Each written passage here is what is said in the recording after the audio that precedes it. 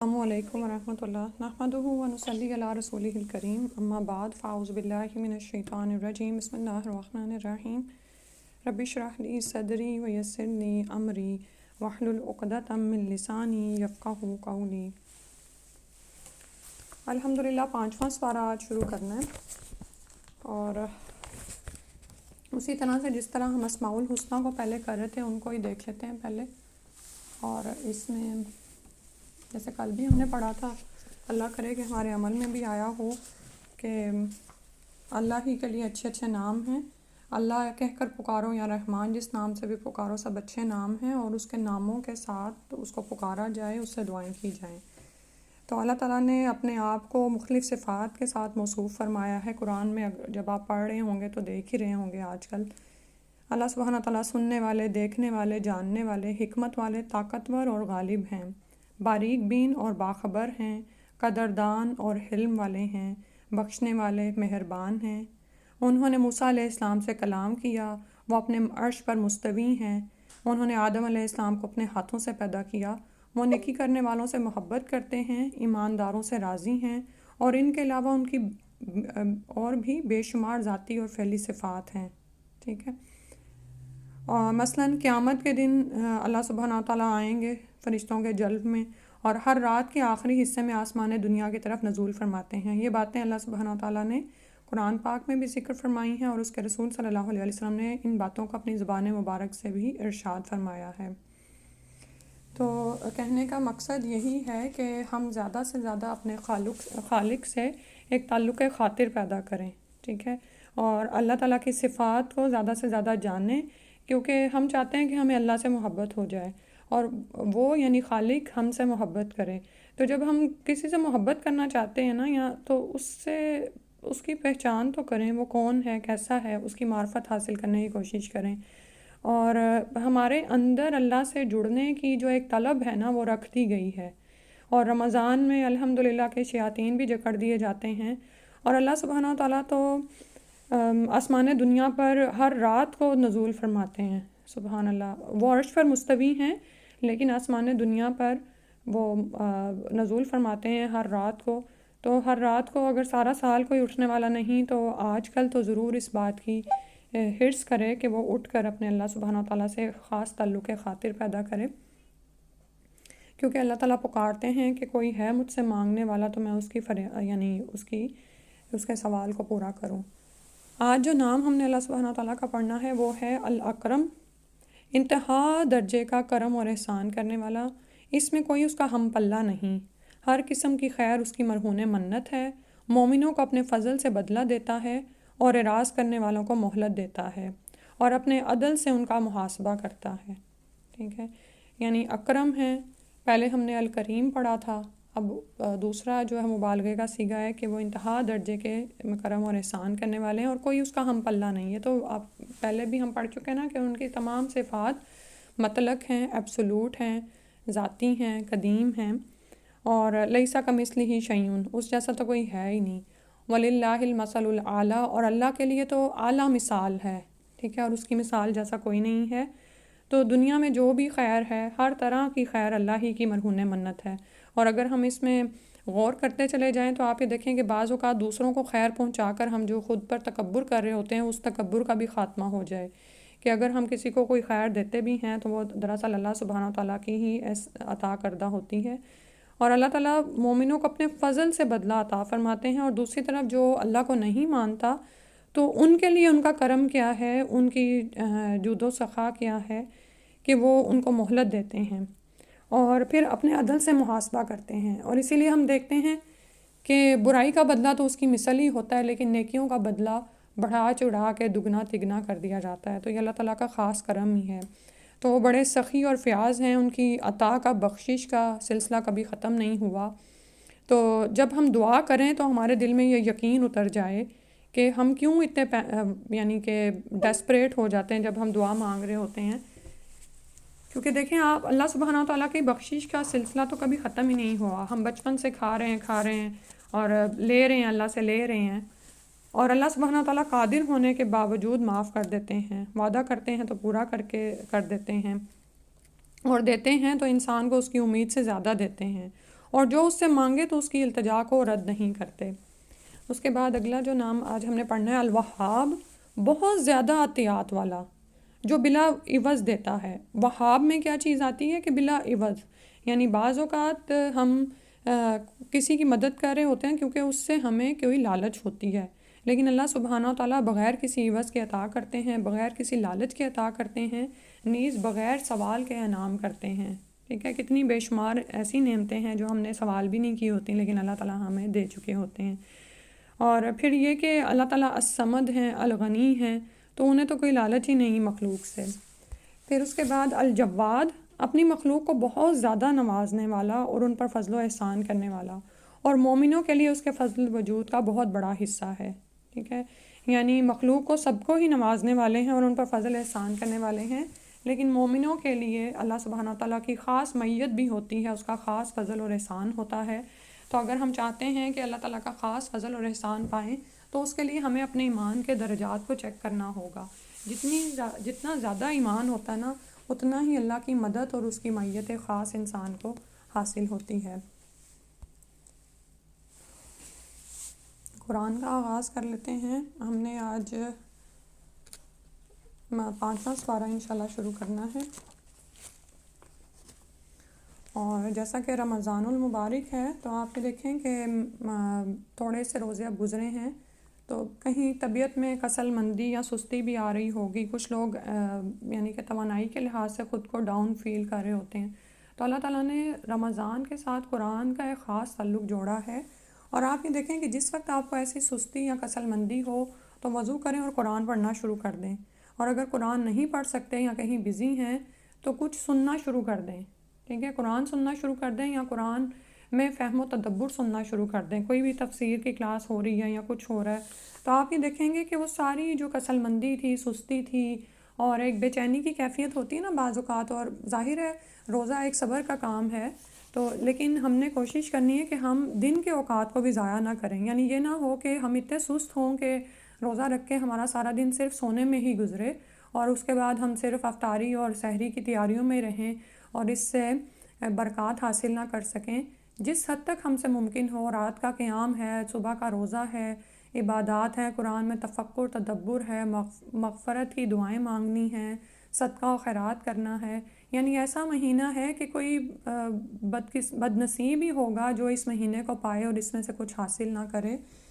تو قرآن سے تعلق جوڑنا ہے، ٹھیک ہے، اس بات کو یاد رکھنا ہے کہ جب بھی سستی آنے لگے، جب بھی آپ انرجی کم فیل کرنے لگیں تو قرآن سے جڑیں۔ قرآن میں سورہ یوسف میں اللہ سبحانہ تعالیٰ فرماتے ہیں نحن نقص علیک احسن القصص بما اوحینا الیک ھذا القرآن وان کنت من قبلہ لمن الغافلین۔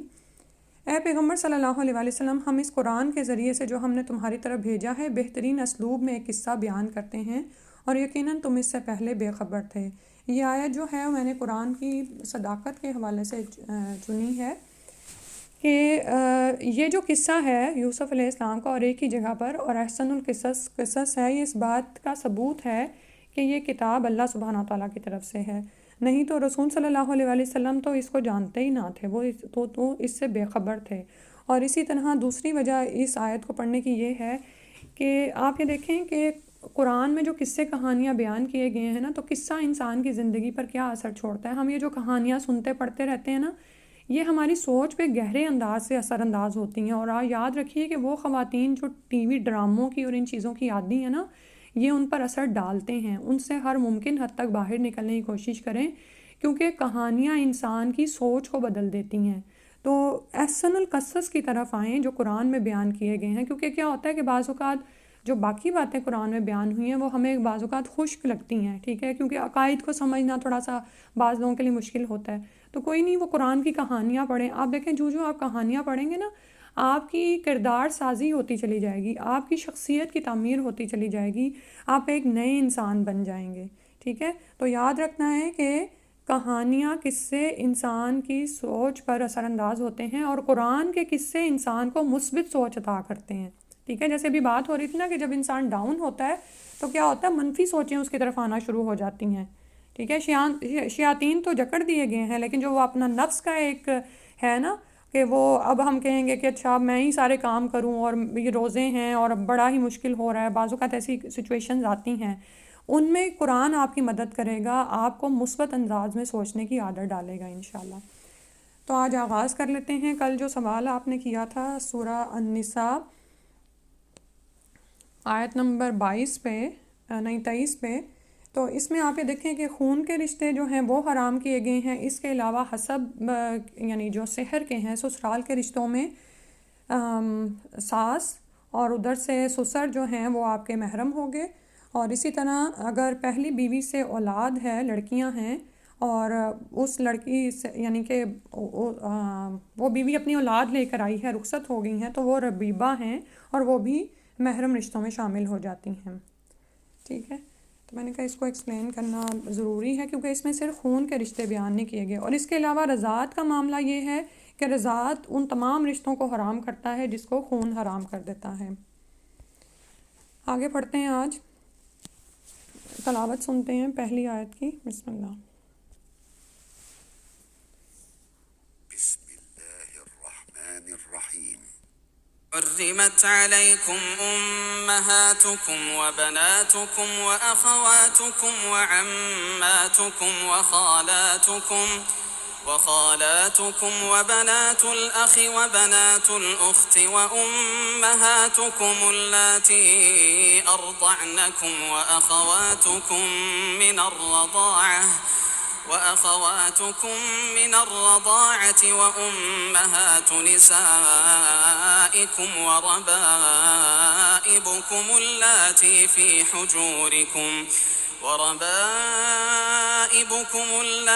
في حجوركم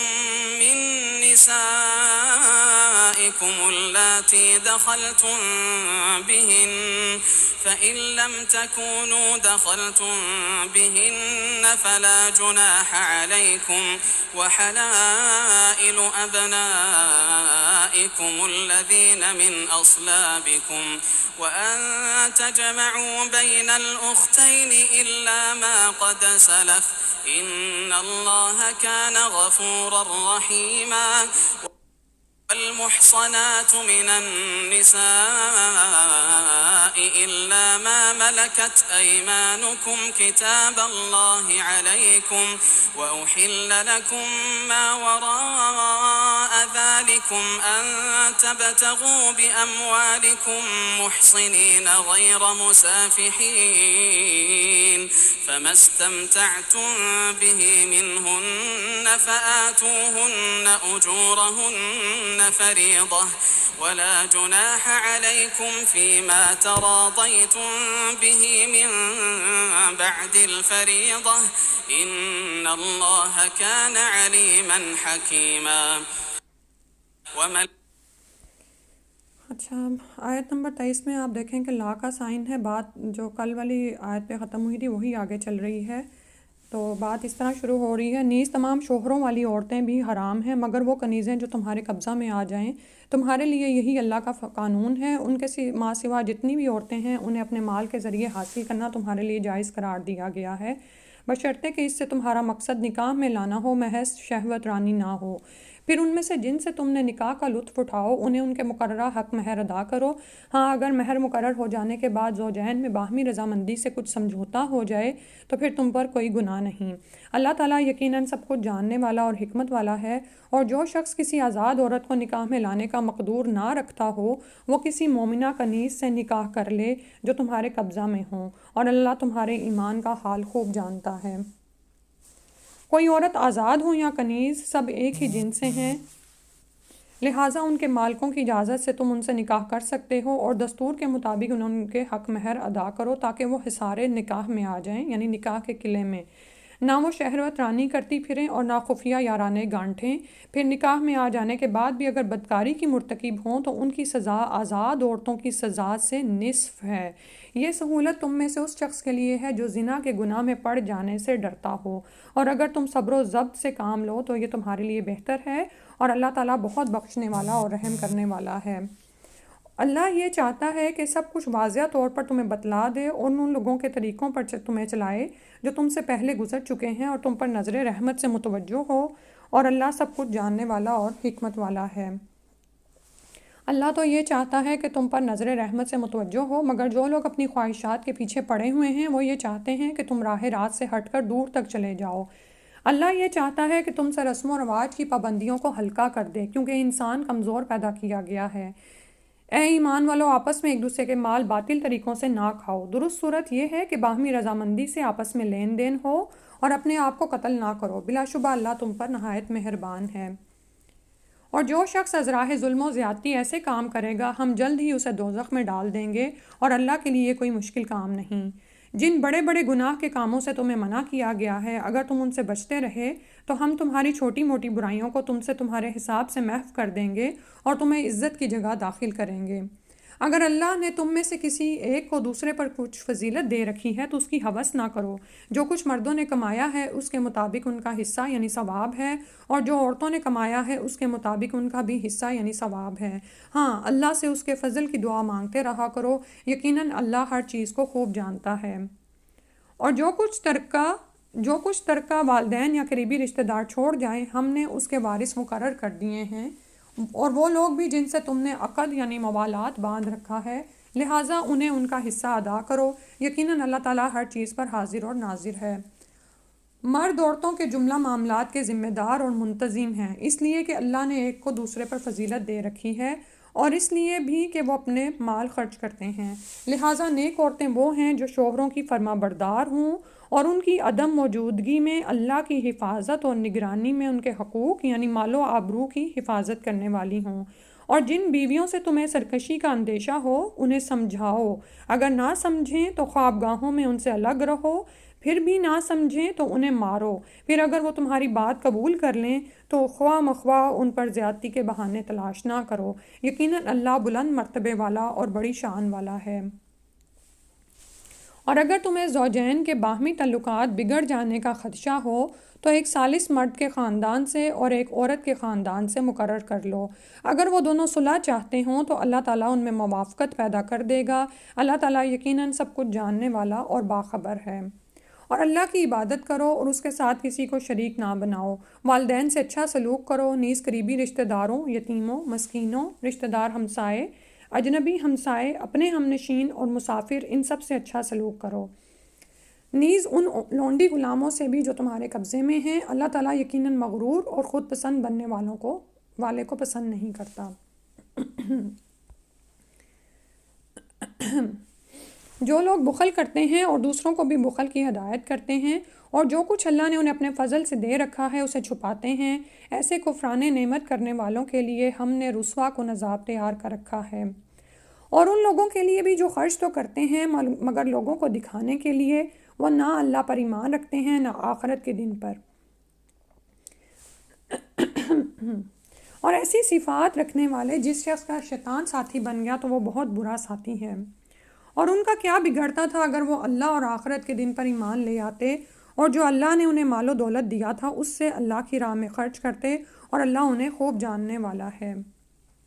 اللہ تو کسی پر ذرہ بھر بھی ظلم نہیں کرتا، اگر کسی نے کوئی نیکی کی ہو تو اللہ اسے دوگنا چگنا کر دے گا اور اپنے ہاں سے بہت بڑا اجر عطا فرمائے گا۔ ذرا سوچو اس وقت ان لوگوں کا کیا حال ہوگا جب ہم ہر امت سے ایک گواہ لائیں گے، پھر ان گواہوں پر اے نبی صلی اللہ علیہ وسلم آپ کو گواہ بنا دیں گے۔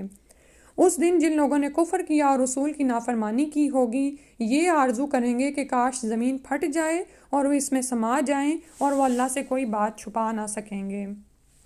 اے ایمان والو، نشے کی حالت میں نماز کے قریب تک نہ جاؤ، یہاں تک کہ تمہیں یہ معلوم ہو سکے کہ تم نماز میں کیا کہہ رہے ہو، اور نہ ہی جنبی نہائے بغیر نماز کے قریب جائے، الا یہ کہ وہ راہ طے کر رہا ہو، اور اگر بیمار ہو یا حالت سفر میں ہو، یا تم میں سے کوئی شخص رفع حاجت کر کے آئے، یا تم نے اپنی بیویوں کو چھوا ہو، پھر تمہیں پانی نہ ملے تو تم اپنے چہروں اور ہاتھوں کا مسح کر لو اور نماز ادا کر لو، یقیناً اللہ نرمی سے کام لینے والا اور بخشنے والا ہے۔ کیا آپ نے ان لوگوں کی حالت پر بھی غور کیا جنہیں کتاب کا کچھ علم دیا گیا ہے، جس سے وہ گمراہی ہی خریدتے ہیں اور چاہتے ہیں کہ تم بھی راہ حق سے بہک جاؤ؟ اللہ تمہارے دشمنوں کو خوب جانتا ہے، تمہاری سرپرستی اور مدد کے لیے اللہ ہی کافی ہے۔ یہودیوں میں سے کچھ لوگ ایسے ہیں جو کتاب کے کلمات کو ان کے موقع محل سے پھیر دیتے ہیں اور اپنی زبانوں کو توڑ موڑ کر اور دین میں تانا زنی کرتے ہوئے یوں کہتے ہیں سمینا و عصینا اسما غیر مسمعین اور رائنا، اس کے بجائے اگر وہ سمینا و عطانا اور اسما و انظرنا کہتے تو یہ ان کے لیے بہتر اور بہت درست بات تھی، مگر اللہ نے تو ان کے کفر کی وجہ سے ان پر لعنت کر دی ہے۔ اب ان میں سے ماں سوائے چند لوگوں کے ایمان لانے کے نہیں۔ اے اہل کتاب، جو کچھ ہم نے نازل کیا ہے یعنی قرآن، اس پر ایمان لے آؤ۔ یہ کتاب اس کتاب کی بھی تصدیق کرتی ہے جو تمہارے پاس ہے۔ اس سے پہلے ایمان لاؤ کہ ہم تمہارے چہرے بگاڑ کر تمہاری پشتوں کی طرف پھیر دیں یا تم پر ایسے ہی پھٹکار ڈال دیں جیسے اہل سبت پر ڈالی تھی، اور اللہ کا حکم تو نافذ ہو کے رہتا ہے۔ اگر اللہ کے ساتھ کسی کو شریک کیا جائے تو یہ گناہ وہ کبھی معاف نہ کرے گا، اور اس کے علاوہ جو گناہ ہے وہ جسے چاہے معاف بھی کر دیتا ہے، اور جس نے اللہ کے ساتھ کسی کو شریک بنایا اس نے بہتان باندھا اور بہت بڑے گناہ کا کام کیا۔ بہتان مطلب جھوٹا الزام لگایا۔ کیا آپ نے ان لوگوں کی حالت پر بھی غور کیا جو اپنی پاکیزگی نفس کی شیخی بگاڑتے ہیں؟ حالانکہ پاک تو اللہ ہی کرتا ہے جسے چاہتا ہے، اور ان پر ذرہ بھر بھی ظلم نہیں کیا جائے گا۔ دیکھیے، یہ لوگ خود ساختہ جھوٹ کو اللہ کے ذمہ لگا دیتے ہیں، اور یہی ایک گناہ ان کے صریح گناہ ہونے پر کافی ہے۔ کیا آپ نے ان لوگوں کی حالت پر بھی غور کیا جنہیں کتاب کا کچھ علم دیا گیا ہے؟ وہ جبت اور طاغوت پر ایمان رکھتے ہیں اور کافروں کے متعلق کہتے ہیں کہ ان ایمان والوں سے تو یہی لوگ زیادہ ہدایت یافتہ ہیں۔ یہی لوگ ہیں جن پر اللہ نے لعنت کی ہے، اور جس پر اللہ لعنت کر دے آپ اس کا کوئی مددگار نہ پائیں گے۔ یا ان کا حکومت میں کوئی حصہ ہے؟ اگر ایسی صورت ہو تو وہ لوگوں کو پھوٹی کوڑی بھی نہ دیں گے۔ یا وہ دوسرے لوگوں پر اس لیے حسد کرتے ہیں کہ اللہ نے از راہ فضل انہیں کچھ دے رکھا ہے، تو اللہ تعالیٰ نے تو آل ابراہیم کو کتاب و حکمت بھی دی تھی اور بہت بڑی سلطنت بھی دے رکھی تھی۔ پھر ان میں سے کوئی تو ایمان لایا اور کوئی اس سے رکا رہا۔ ایسے باز رہنے والوں کو بھڑکتی ہوئی جہنم ہی کافی ہے۔ جن لوگوں نے ہماری آیات کا انکار کیا، ہم یقیناً انہیں دوزخ میں جھونک دیں گے۔ جب بھی ان کے جسموں کی کھال گل جائے گی تو ہم دوسری کھال بدل دیں گے تاکہ عذاب کا مزہ چکھتے رہیں۔ اللہ تعالیٰ یقیناً زبردست اور حکمت والا ہے۔ اور جو لوگ ایمان لائے اور نیک عمل کیے، ہم عنقریب انہیں ایسے باغات میں داخل کریں گے جن کے نیچے نہریں بہہ رہی ہیں، اور وہ ان میں ہمیشہ ہمیشہ رہیں گے۔ وہاں ان کے لیے پاک صاف بیویاں ہوں گی اور انہیں گھنی چھاؤں میں داخل کریں گے۔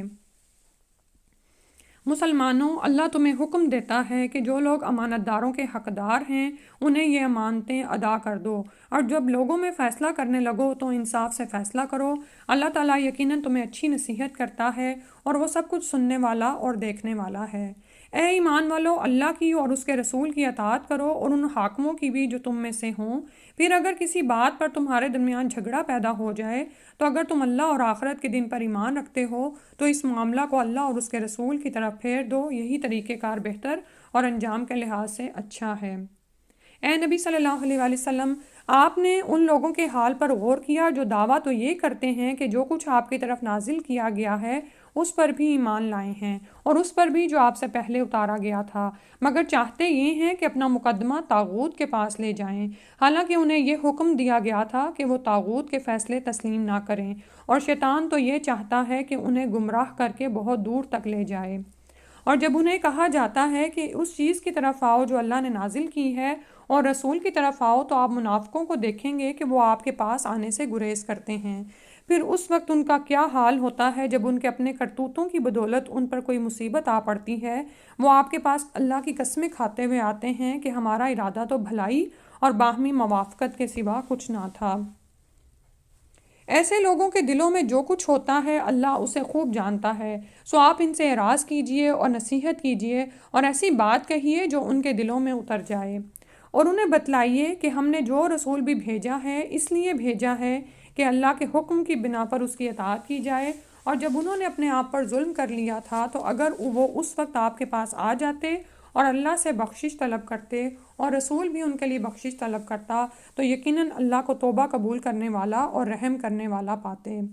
اے محمد صلی اللہ علیہ وآلہ وسلم، تمہارے پروردگار کی قسم، یہ لوگ اس وقت تک مومن نہیں ہو سکتے جب تک کہ اپنے تنازعات میں آپ کو حکم یعنی فیصلہ کرنے والا تسلیم نہ کر لیں، پھر آپ جو فیصلہ کریں اس کے متعلق اپنے دلوں میں گھٹن بھی محسوس نہ کریں اور اس فیصلے پر پوری طرح سر تسلیم خم کر دیں۔ اور اگر ہم ان پر واجب کر دیتے کہ وہ اپنے آپ کو قتل کریں یا اپنے گھروں سے نکل جائیں تو ماں سوائے چند آدمیوں کے ان میں سے کوئی بھی ایسا نہ کرتا، اور اگر وہ وہی کچھ کر لیتے جو انہیں نصیحت کی جاتی ہے تو یہ بات ان کے حق میں بہتر اور زیادہ ثابت قدمی کا موجب بن جاتی۔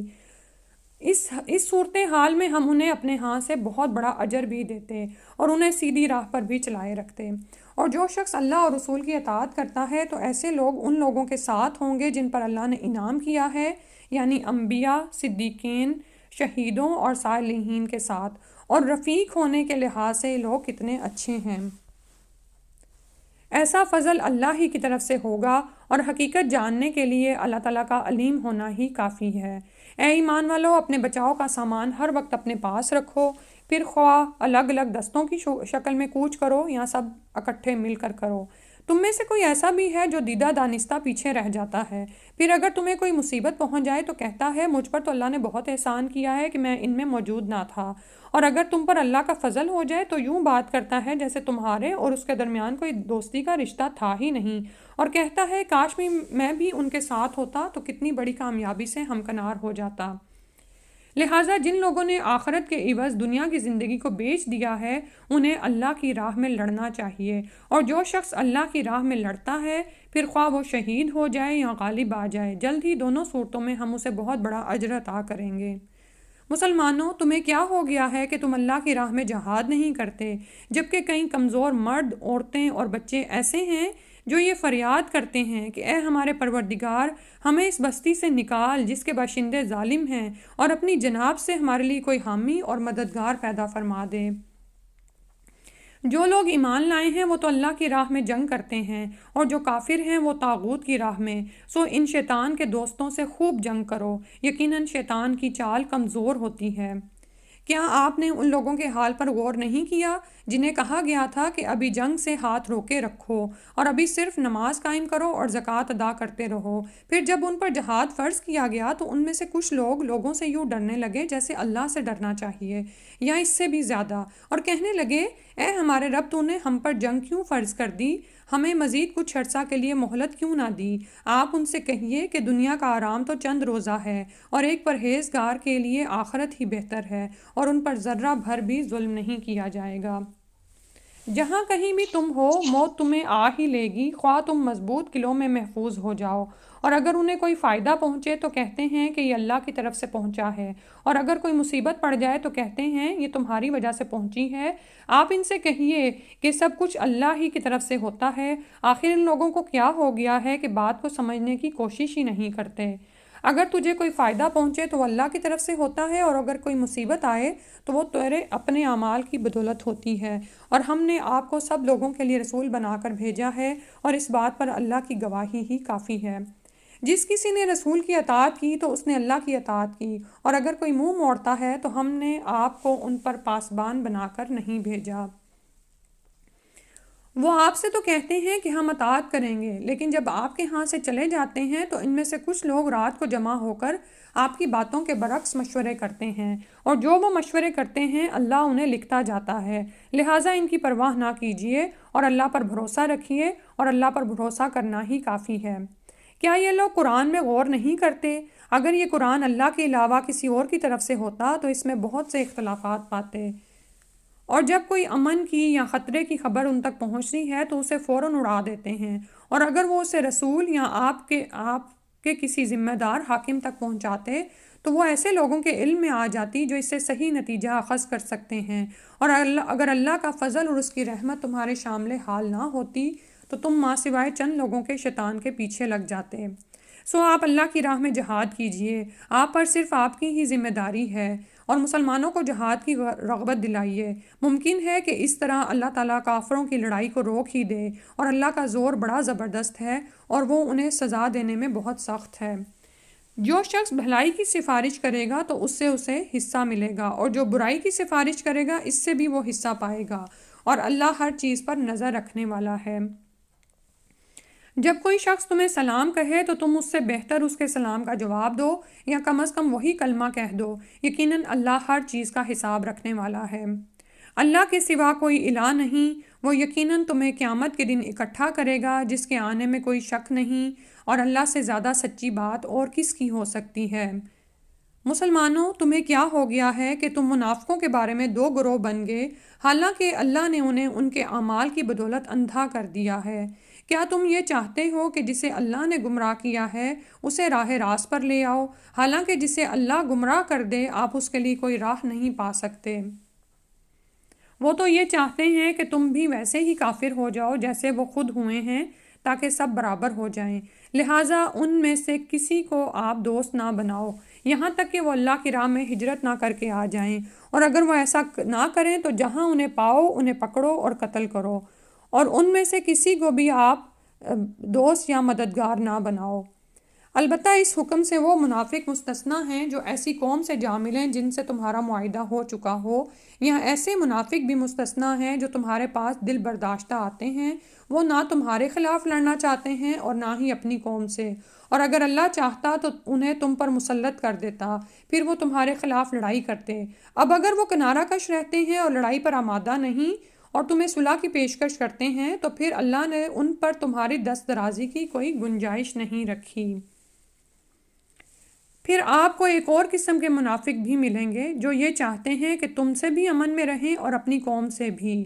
مگر جب بھی انہیں فتنے کا موقع ملتا ہے تو اس میں کود پڑتے ہیں۔ ایسے منافق اگر تم سے کنارہ کش نہ رہیں، نہ ہی صلح کی پیشکش کریں اور نہ آپ سے اپنے ہاتھوں کو روکیں، تو ایسے لوگوں کو جہاں بھی پاؤ انہیں گرفتار کرو اور قتل کرو۔ ایسے لوگوں کے لیے ہم نے تمہیں کھلی چھٹی دے رکھی ہے۔ کسی مومن کا یہ کام نہیں کہ وہ کسی مومن کو قتل کرے، الا یہ کہ غلطی سے ایسا ہو جائے، اور اگر کوئی غلطی سے کسی مومن کو قتل کر دے تو وہ ایک مومن غلام آزاد کرے اور اس کے وارثوں کو خون بہا بھی ادا کرے، الا یہ کہ وہ معاف کر دیں، اور اگر وہ مقتول مومن تو تھا مگر تمہاری دشمن قوم سے تھا تو اس کا کفارہ صرف ایک مومن غلام کو آزاد کرنا ہے، اور اگر ایسی قوم سے ہو جن سے تمہارا معاہدہ ہو چکا ہے تو پھر وارثوں کو خون بہا بھی دینا ہوگا اور مومن غلام بھی آزاد کرنا ہوگا، اور پھر اگر قاتل کو مومن غلام آزاد کرنے کا مقدور نہ ہو یا مل ہی نہ رہا ہو تو متواتر 2 ماہ کے روزے رکھے، متواتر مین مسلسل۔ اس گناہ پر اللہ سے توبہ کرنے کا یہی طریقہ ہے، اور اللہ سب کچھ جاننے والا اور حکمت والا ہے۔ اور جو شخص کسی مومن کو دیدہ دانستہ یعنی جانتے بوجھتے قتل کرے تو اس کی سزا جہنم ہے جس میں وہ ہمیشہ رہے گا، اس پر اللہ کا غضب اور اس کی لعنت ہے، اور اللہ نے اس کے لیے بہت بڑا عذاب تیار کر رکھا ہے۔ اے ایمان والو، جب تم اللہ کی راہ میں سفر کرو یعنی جہاد پر نکلو تو اگر کوئی شخص تمہیں سلام کہے تو اسے یہ نہ کہا کرو کہ تم تو مومن نہیں، بلکہ اس کی تحقیق کر لیا کرو۔ اگر تم دنیا کی زندگی کا سامان چاہتے ہو تو اللہ کے ہاں بہت سے اموال غنیمت ہیں، اس سے پہلی تمہاری اپنی بھی یہی صورتحال تھی، پھر اللہ نے تم پر احسان کیا، لہٰذا تحقیق ضرور کر لیا کرو، اور جو کچھ تم کرتے ہو یقیناً اللہ اس سے خبردار ہے۔ جو لوگ بغیر کسی معذوری کے بیٹھ رہیں یعنی جہاد میں شامل نہ ہوں، اور جو لوگ اپنی جانوں اور اپنے اموال سے اللہ کی راہ میں جہاد کرتے ہیں، ان دونوں کی حیثیت برابر نہیں ہو سکتی۔ اللہ نے ان جان و مال سے جہاد کرنے والوں کا بیٹھ رہنے والوں کے مقابلے میں بہت زیادہ درجہ دے رکھا ہے، اگرچہ ہر ایک سے اللہ نے بھلائی کا وعدہ کر رکھا ہے، تاہم بیٹھ رہنے والوں کے مقابلے میں جہاد کرنے والوں کا اللہ کے ہاں بہت زیادہ اجر ہے۔ ان کے لیے اللہ کے ہاں بڑے درجے بھی ہیں اور مغفرت اور رحمت بھی، اور اللہ بہت بخشنے والا اور رحم فرمانے والا ہے۔ جو لوگ اپنے آپ پر ظلم کرتے رہے، جب فرشتے ان کی روح قبض کرنے آتے ہیں تو ان سے پوچھتے ہیں تم کس حال میں مبتلا تھے؟ وہ کہتے ہیں کہ ہم زمین میں کمزور اور مجبور تھے۔ فرشتے انہیں جواب میں کہتے ہیں کہ کیا اللہ کی زمین فراخ نہ تھی کہ تم اس میں ہجرت کر جاتے؟ ایسے لوگوں کا ٹھکانہ جہنم ہے جو بہت بری بازگشت ہے، یعنی لوٹنے کی جگہ۔ مگر جو مرد، عورتیں اور بچے فی الواقعہ کمزور اور بے بس ہیں اور وہاں سے نکلنے کی کوئی تدبیر اور راہ نہیں پاتے، امید ہے کہ اللہ ایسے لوگوں کو معاف فرما دے۔ کیونکہ اللہ بڑا معاف کرنے والا اور بخش دینے والا ہے۔ اور جو شخص اللہ کی راہ میں ہجرت کرے گا وہ زمین میں ہجرت کے لیے بہت جگہ اور بڑی گنجائش پائے گا۔ اور جو شخص اللہ اور اس کے رسول کی طرف گھر سے ہجرت کرتے ہوئے نکلے، پھر راہ ہی میں اسے موت آ لے، تو اللہ کے ہاں اس کا اجر ثابت ہو چکا، اور اللہ بہت بخشنے والا اور رحم کرنے والا ہے۔ اور جب تم زمین میں سفر کرو تو تمہارے لیے نماز مختصر کر لینے میں کوئی حرج نہیں، خصوصاً جب کہ تمہیں اندیشہ ہو، یعنی خوف ہو کہ کافر تمہیں تشویش میں ڈال دیں گے، کیونکہ کافر تو بلا شبہ تمہارے کھلے دشمن ہیں۔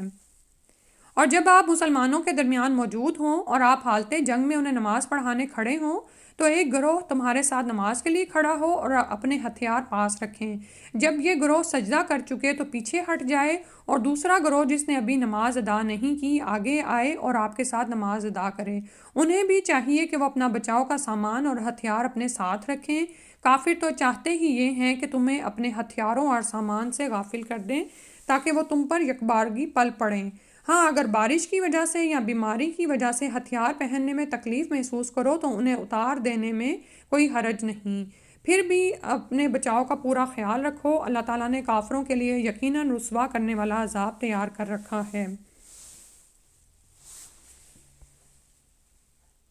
پھر جب تم اپنی نماز ادا کر چکو تو کھڑے بیٹھے اور لیٹے ہر حال میں اللہ کو یاد کرو، اور جب اطمینان حاصل ہو جائے تو پھر پوری نماز ادا کرو۔ بلا شبہ مومنوں پر نماز اس کے مقررہ اوقات کے ساتھ فرض کی گئی ہے۔ اور مخالف قوم کے تعاقب میں کمزوری نہ دکھاؤ۔ اگر تمہیں دکھ پہنچا ہے تو تمہارے ہی جیسا انہیں بھی دکھ پہنچا ہے، اور تم اللہ سے اجر و ثواب کی امید رکھتے ہو جو وہ نہیں رکھتے، اور اللہ سب کچھ جاننے والا اور حکمت والا ہے۔ ہم نے آپ کی طرف سچی کتاب نازل کی ہے تاکہ جو کچھ بصیرت اللہ نے آپ کو عطا کی ہے اس کے مطابق لوگوں کے درمیان فیصلہ کریں، اور آپ کو بددیانت لوگوں کی حمایت میں جھگڑا نہ کرنا چاہیے، اور اللہ سے بخشش طلب کیجیے۔ اللہ تعالیٰ یقیناً بہت بخشنے والا اور رحم کرنے والا ہے۔ اور نہ ہی آپ کو ان لوگوں کی حمایت میں جھگڑنا چاہیے جو آپ سے خیانت کرتے ہیں، کیونکہ اللہ تعالیٰ خیانت کرنے والے مجرموں کو پسند نہیں کرتا۔ اس کا دوبارہ کرنے دیں مجھے۔ اور نہ ہی آپ کو ان لوگوں کی حمایت میں جھگڑنا چاہیے جو اپنے آپ سے خیانت کرتے ہیں، کیونکہ اللہ تعالیٰ خیانت کرنے والے مجرموں کو پسند نہیں کرتا۔ وہ لوگوں سے تو اپنی حرکات چھپا سکتے ہیں لیکن اللہ سے نہیں چھپا سکتے، اور جب وہ رات کو ایسی باتوں کا مشورہ کرتے ہیں جو اللہ کو ناپسند ہیں تو اس وقت وہ ان کے ساتھ ہوتا ہے، اور اللہ تو جو کچھ بھی وہ کرتے ہیں ان سب کو گھیرے ہوئے ہے۔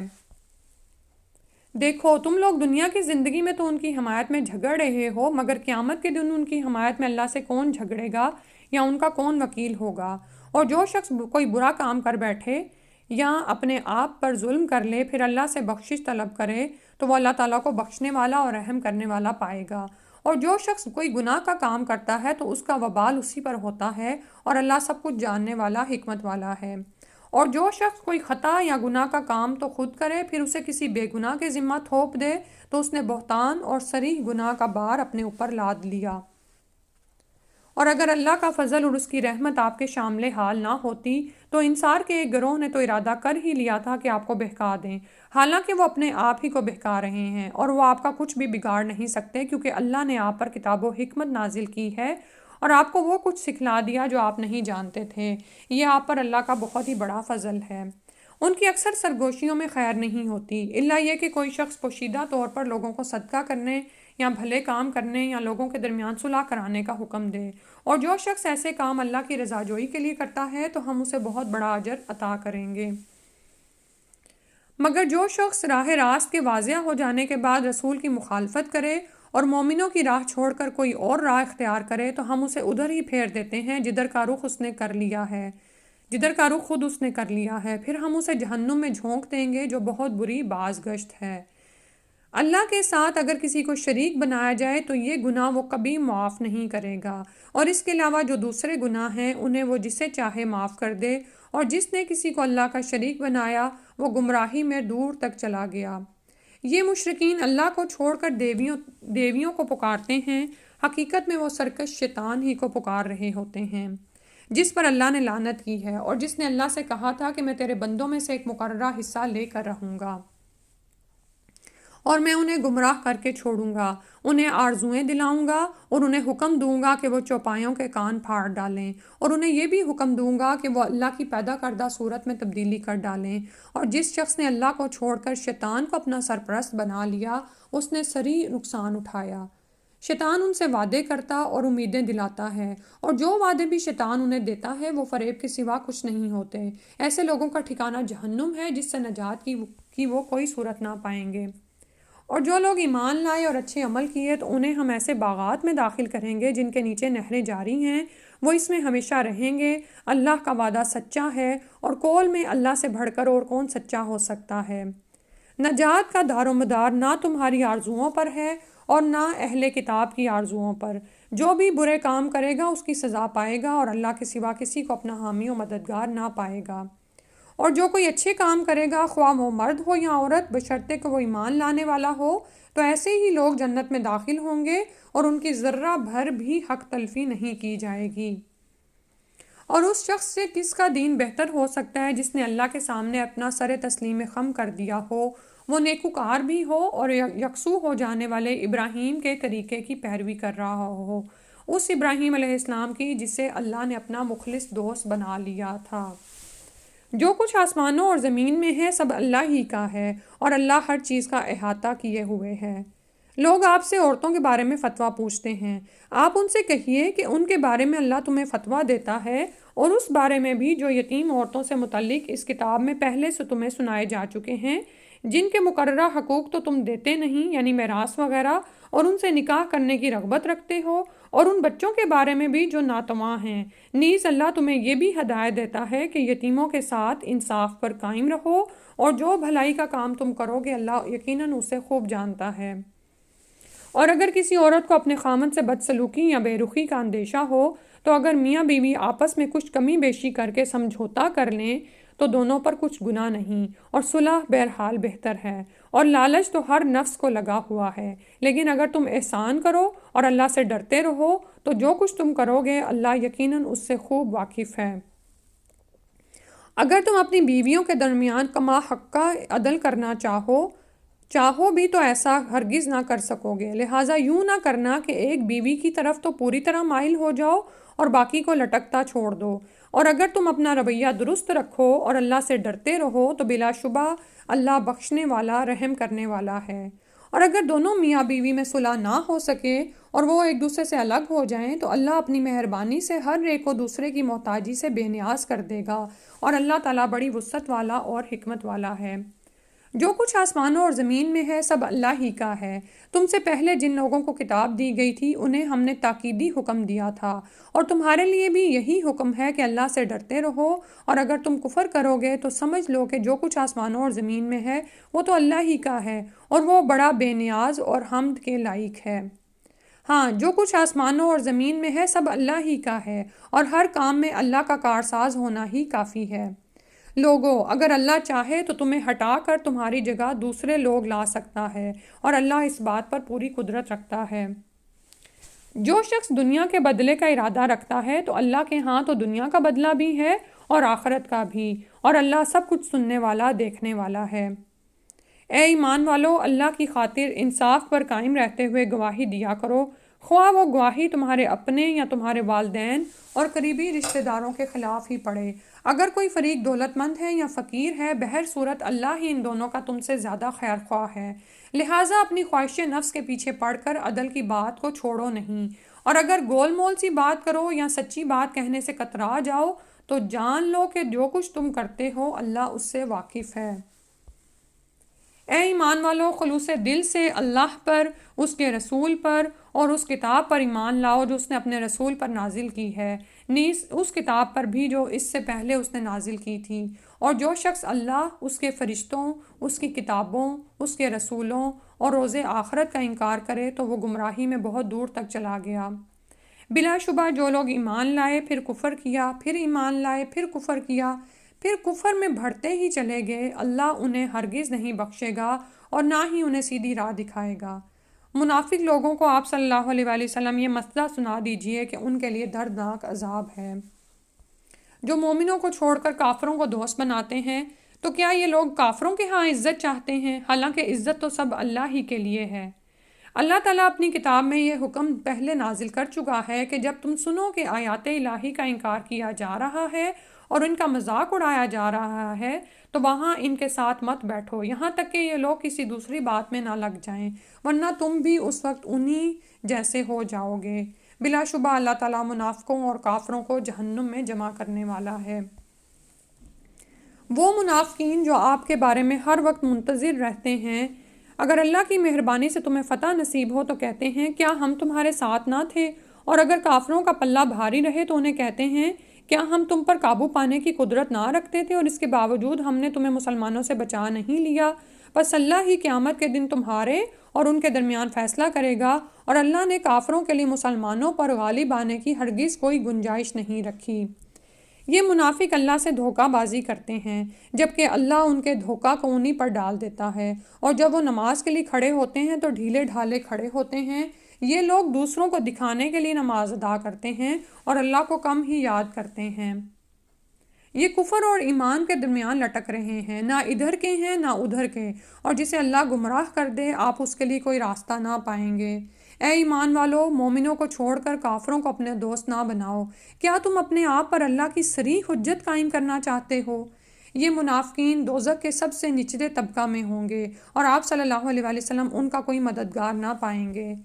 ہاں، ان میں سے جن لوگوں نے توبہ کر لی اور اپنی اصلاح کر لی اور اللہ کے دین کو مضبوطی سے پکڑ لیا اور اللہ کے لیے دین کو خالص کر لیا تو ایسے لوگ مومنوں کے ساتھ ہوں گے، اور اللہ تعالیٰ عنقریب مومنوں کو بہت بڑا اجر عطا فرمائے گا۔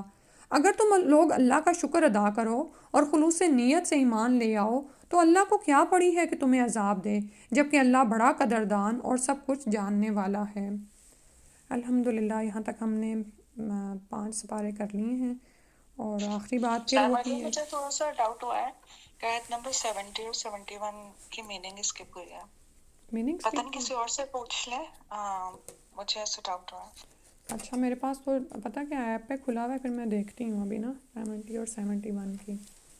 جی جی اچھا، آخر میں صرف وہی کل پھر اس کو نا اگر تو اسکپ ہوئی تو کل انشاءاللہ پڑھ لیں گے، کیونکہ قرآن کی تکمیل ضروری ہوتی ہے نا، چاہے ترجمہ ہی ہم کر رہے ہیں۔ اور آخر میں پھر وہی نصیحت ہے کہ انشاءاللہ اس وقت ہم بیٹھ کے سیکھا صرف اسی کو کافی نہ سمجھیں، بلکہ جب جب بھی ممکن ہو بار بار اس میں تدبر، فہم اور عبادت میں آگے بڑھنا جتنا کچھ بھی ہو سکے۔ اور بعض اوقات ایسے ہوتا ہے کہ دوسرے کام ہمیں وہ لگ رہے ہوتے ہیں کہ وہ ہم کر لیں تو مکمل ہو جائیں پہلے، لیکن کبھی کبھار آپ نے بلکہ ضروری نوٹس کیا ہوگا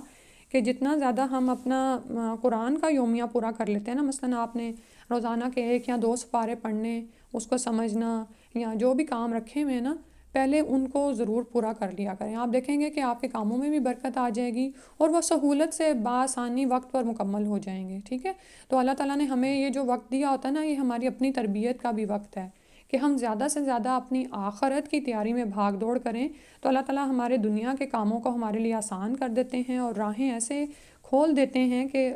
یعنی کہ انسان کو کبھی یقین نہیں آتا کہ ابھی تو یہ کام اتنا بھاری لگ رہا تھا اور اب سمجھ آئی کہ یہ تو کچھ بھی نہیں تھا، ٹھیک ہے؟ تو جو بھی ذکر اذکار ہیں یا جو بھی رات کے قیام کی عبادات ہیں، اس میں وہ اب آپ نے خود سے کمٹمنٹ کرنی ہے کہ ہاں اگر میں نے یہ کمٹ کیا ہے کہ آج میں اتنی تراویح پڑھوں گی، اور تو روزانہ اس پہ قائم رہیں اور آہستہ آہستہ پھر اس کو بڑھاتے جائیں یہاں تک کہ آخری 10 راتوں میں جیسے نبی صلی اللہ علیہ وسلم کی سنت تھی کہ آپ اور زیادہ کمر کس لیتے تھے، تو بالکل اسی طرح ہم بھی کریں، اور یہ تبھی ممکن ہوگا جب ابھی سے ہم اپنے آپ پر فوکس کرتے رہیں گے۔ اور پھر وہی ریمائنڈر ہے کہ ایام معدودات ہیں، دیکھیں 3 4 کتنے تو گزر گئے، تو گنتی کرتے کرتے ایسے ہی مکمل ہو جاتے ہیں۔ تو جب بھی سستی آنے لگے تو خود کو اٹھائیں کہ نہیں، مجھے اب کام کرنا ہے، مجھے مزید اور کچھ کرنا ہے انشاءاللہ۔ یہ آپ نے کچھ شیئر کرنا ہے تو کر دیں صبا آپ۔ جی، میں آخری آیت کا ہی کہوں گی کہ اللہ تعالیٰ اتنی سخت سزا دلا کے بھی پھر سزا کا بتا کے بھی پھر بھوک دلا دیتے ہیں کہ منافقین کو بالکل نچلے درجے میں جہنم میں جگہ ملے گی، لیکن پھر اللہ فوراً فرماتے ہیں کہ دیکھو اگر کوئی توبہ کر لے اور اپنے عمل کو صحیح کر لے تو اللہ تعالیٰ معاف کرنے والا ہے۔ یہ بہت بڑی ہوپ ہے ہمارے لیے دنیا کی زندگی میں کہ انسان سے کتنی غلطیاں ہو جاتی ہیں، ہر روز ہم کر رہے ہوتے ہیں دن رات، اور ہم اصل بات تو یہ ہے کہ حق ادا بھی نہیں کر پاتے اللہ کی ذات کا، اس کی شان کا. تو روزانہ اللہ تعالیٰ سے اپنے دن بھر کی کوتاہی کی کمی کی اللہ سے معافی مانگ لیں، اور اللہ سے نیت بنا لیں کہ اگلا دن آج کے دن سے بہتر کر لیں گے. تو انشاءاللہ اگر اس حال میں ہمیں موت آ جاتی ہے تو اللہ قدردان ہے. یہ مطلب ایک مجھے لگتا ہے کہ بہت زیادہ امید والی بات ہے. جی جزاک اللہ خیر. آپ یہ دیکھیں کہ اس آیت میں کتنی گہرائی ہے کہ تم اللہ کا شکر ادا کرو اور خلوص نیت سے ایمان لیا تو اللہ کو کیا پڑی ہے کہ اللہ ہمیں عذاب دے. اور پھر یہ کہ اگر ہم کمٹ کرتے ہیں اور تھوڑا سا عمل بھی جو ہے اللہ تعالیٰ تو اس کی قدردانی کرنے والے ہیں، اور کسی کی نظر میں نہ بھی آئے ہمارا وہ عمل، لیکن اللہ سبحانہ تعالیٰ تو اس کو خوب جانتے ہیں. جی نبیلہ آپ نے کچھ شیئر کرنا ہے؟ السلام علیکم ورحمۃ اللہ. وعلیکم السلام ورحمۃ اللہ. آیت نمبر 97 ہے، اس میں کہا کہ فرشتے جب آپ اپنے نفسوں پہ ظلم کر لیں گے تو وہ جب بہت کرتے ہیں تو وہ کہتے ہیں کہ ہم زمین میں کمزور تھے. تو یہ مجھے تھوڑا سا اس میں نہیں آ رہی کہ کمزور تھے اور پھر ان کو سزا دی جاتی ہے کہ ان کے لیے جہنم ہے، اور اس کا مجھے تھوڑا سا یہ اس کا explain مطلب کر یہ دیں. ہے کہ اس سے پیچھے جو ہے نا وہ ہجرت کی آیات چل رہی ہیں نا، اور اسی طرح سے جہاد فی سبیل اللہ کی بھی بات ہو رہی تھی، اور اس سے اگلی ہی آیت جون سی ہے نا الا المستضعفین، اس آیت کو نا زیادہ ایکسپلین کر دیتی ہے کہ یہ انسان کے اپنے بہانے ہیں. ٹھیک ہے کہ وہ ان کو فرشتے فوت کرتے ہیں اور وہ کہتے ہیں کہ ہم کمزور تھے زمین میں، ہم عمل نہیں کر سکے، ہم ہجرت نہیں، کیونکہ ایک وقت ہے کہ جب ہجرت آپ پر لازم ہے. ٹھیک ہے، یعنی جب آپ سے وہاں پر عمل ہی نہیں ہو رہا ہے دین کے مطابق تو پھر آپ نے کیا کرنا ہے، وہاں سے آپ نکل جائیں.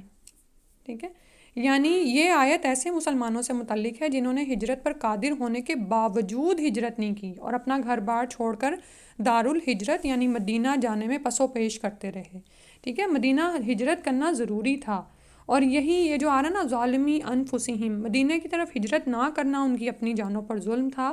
اور پھر ہوتا کیا تھا کہ انہیں جنگ کے موقع پر مشرکین کا ساتھ دینا پڑتا تھا، اور مشرک کیا چال چلتے تھے کہ ایسے لوگوں کو اپنی صفوں میں آگے کر دیتے تھے تاکہ وہ ان کے لیے ڈھال اور دفاع کا کام کریں. ٹھیک ہے، اور دوسری طرف کیا ہوتا تھا کہ مسلمان ان کے لیے بڑی الجھن ہو جاتی تھی کہ لڑائی کریں، تیر برسائیں، تلوار چلائیں تو اپنے ہی بھائی مرتے تھے، تو اور اگر ہاتھ روکیں رکھیں تو انہیں نقصان اٹھانا پڑتا تھا. تو سیدنا ابن عباس رضی اللہ عنہ اس آیت کے شان نزول کے بارے میں فرماتے ہیں کہ مکہ میں مسلمانوں میں سے کچھ ایسے لوگ تھے جو مشرکوں کا ساتھ دیتے اور مقابلے کے وقت ان کی جمعیت بڑھاتے. پھر مسلمانوں کی طرف سے کوئی تیر ان کو بھی لگ جاتا یا کسی کو تلوار لگتی تو وہ زخمی ہوتا یا مر جاتا. تو اللہ تعالیٰ نے ایسے ہی لوگوں کے بارے میں یہ آیت نازل فرمائی. ٹھیک ہے، تو یہاں پر ہجرت نہ کرنے کا جو نقصان ہمیں نظر آ رہا ہے، جس میں آپ نے بھی کہا نا کہ فرشتے ان کو ماریں گے اور ان کے لیے یہ سب کچھ ہے، تو ایسے مسلمانوں کے لیے اس آیت میں جو وعید آئی ہے اس سے ضمناً یہ معلوم ہوتا ہے کہ ایسا کمزور ایمان اللہ کے ہاں مقبول نہیں. لہٰذا اگر مشرکین انہیں ڈھال کے طور پر استعمال کریں تو مسلمانوں کے اجتماعی مفاد کی خاطر انہیں بے دریغ قتل کر دینا چاہیے. اور ایسے لوگوں کے کمزور ہونے کے عذر کو اللہ تعالیٰ نے قبول نہیں فرمایا، کیونکہ یہ کمزوری نہیں بلکہ گھر بار کی محبت اور مال و دولت کی ہوس تھی جس کی وجہ سے وہ ہجرت نہیں کرتے تھے، یا پھر اسے بزدلی پر محمول کیا جائے گا. ٹھیک ہے، تو اگلی آیت ساتھ ہی اس کو سمجھا دیتی ہے ہمیں کہ مگر جو مرد، عورتیں اور بچے فی الواقعہ کمزور ہیں اور بے بس ہیں اور وہاں سے نکلنے کی کوئی تدبیر اور راہ نہیں پاتے، امید ہے کہ اللہ ایسے لوگوں کو معاف فرما دے گا. یعنی جو ہجرت نہیں کر سکے وہ واقعی کمزور تھے، انہیں ہجرت کرنے کی کوئی راہ نظر نہیں آ رہی تھی. مستضعفین یا کمزور مطلب وہ لوگ جو کہ معذور ہیں، بیمار ہیں، بچے ہیں، بوڑھے ہیں، عورتیں ہیں، کافروں کی قید میں پڑے ہوئے مسلمان ہیں، وسائل محدود ہیں، نہ کوئی سواری ہے، نہ وہ پیدل سفر کر سکتے ہیں خود. آپ یہ دیکھیں نا کہ سیدنا علی رضی اللہ عنہ نے پیدل مدینہ تک سفر کیا، ہجرت کی، لیکن وہ ان کی طاقت تھی نا، وہ اتنی قدرت رکھتے تھے. تو اللہ تعالیٰ نے وہ لوگ جن کی کوئی نہ کوئی مجبوری تھی، اللہ تعالیٰ نے ان کو اوپر والے گروہ سے مستثنیٰ یعنی الا کر دیا، مستثنیٰ قرار دیا، اور ان کے ہجرت نہ کرنے کے قصور کی معافی کا وعدہ فرمایا. چنانچہ سیدنا ابن عباس رضی اللہ عنہ فرمایا کرتے تھے کہ میں اور میری ماں ایسے ہی لوگوں میں سے تھے جنہیں اللہ نے معذور رکھا، یہ بخاری کتاب و تفسیر کی حدیث ہے. اور اسی طرح سے ولید بن ولید ہیں، سلیمہ بن حشام ہیں، عیاش بن ابی ربیعہ ہیں، اور کئی دوسرے ناتواں مسلمان بھی تھے جن کی نجات کے لیے رسول اللہ صلی اللہ علیہ وسلم نماز میں رکوع کے بعد دعا فرمایا کرتے تھے. کہ اب یہاں پر آ رہا نا کہ تم ان مستضعفین کو کیوں نہیں، جو بیچارے دعائیں کرتے ہیں، ٹھیک ہے، ان کے لیے کیوں نہیں کچھ نکلتے تم. تو ہم بھی اگر نکل نہیں سکتے تو نبی صلی اللہ علیہ وسلم کی سنت میں ان کے لیے ہم دعائیں کر سکتے ہیں. تو بنیادی طور پر دونوں آیات سے جو سمجھ آ رہی ہے نا، ہر شخص اپنے ایمان کا خود جائزہ لے سکتا ہے کہ قدرت ہونے کے باوجود اگر وہ ان احکامات پر عمل نہیں کر رہا. اب یہاں پر ہجرت کی بات ہو رہی ہے نا، کہ ہجرت لازم قرار دے دی گئی تھی. تو لیکن ہم اپنی عملی زندگی میں دیکھیں کہ اگر قدرت ہونے کے باوجود ہم خود کو خود ہی سے ہی مجبور تصور کیے ہوئے ہیں، اور یعنی کہ اور بہانہ پیچھے کیا ہے کہ محبتیں ہیں، ہمیں اپنے لائف سٹائل سے، اپنے کمفرٹ زون سے نہیں ہم نکلنا چاہ رہے، یا اور بھی بے شمار ایسی وجوہات ہوتی ہیں نا، خواہش نفس ہوتی ہے جس کی پیروی میں انسان پڑا ہوتا ہے. تو ہر شخص کا معاملہ پھر الگ ہے، اور کون اس کے بارے میں بہتر جانتا ہے؟ اللہ سبحانہ وتعالیٰ. اللہ سبحانہ وتعالیٰ ہماری بہترین رہنمائی فرما دے. اور اس میں وہی بات ہے کہ وہ دعا بھی پڑھتے رہا کریں، ربنا آتنا من لدنک رحمہ، وہ جو سورہ الکاف میں آتی ہے نا، جو ان لوگوں نے کی تھی، ٹھیک ہے. کیونکہ ہم چاہے ہم پر ہجرت کا حکم تو نافذ نہیں ہو رہا، یا ہم جو بھی حال میں ہیں، لیکن زندگی میں کتنی ہی دفعہ ہم دوراہے پر جا کے کھڑے ہو جاتے ہیں کہ ہم نے کیا عمل کرنا ہے نا. ٹھیک ہے، اب انشاءاللہ اب دعا پڑھ لیتے ہیں. ایک اسماء الحسنہ کے حوالے سے جو میں اس میں اعظم کی بات کر رہی تھی نا، حسن المسلم میں میرے ایک دعا مجھے دیکھی تھی میں نے، اللہم انی اسألک بان لک الحمد لا الہ الا انت وحدک لا شریک لک المنان یا بدیع السماوات والارض یا بدیع السماوات والارض یا ذا الجلال والاکرام یا حی یا قیوم انی اسألک الجنۃ واعوذ بک من النار. تو یہاں پر تو میں یہ والی دعا انہوں نے ایڈ کی ہوئی ہے نا، لیکن یہ 5 اللہ کے اسم اعظم ہیں، تو ان کو پکار کر جو آپ دعا مانگیں اللہ سبحانہ تعالیٰ قبول فرماتے ہیں. یعنی المنان یا بدیع السماوات والارض یا ذا الجلال والاکرام یا حی یا قیوم. ٹھیک ہے، سبحانک اللہم و بحمدک اشہد ان لا الہ الا انت استغفرک و اتوب الیک. السلام علیکم ورحمۃ اللہ.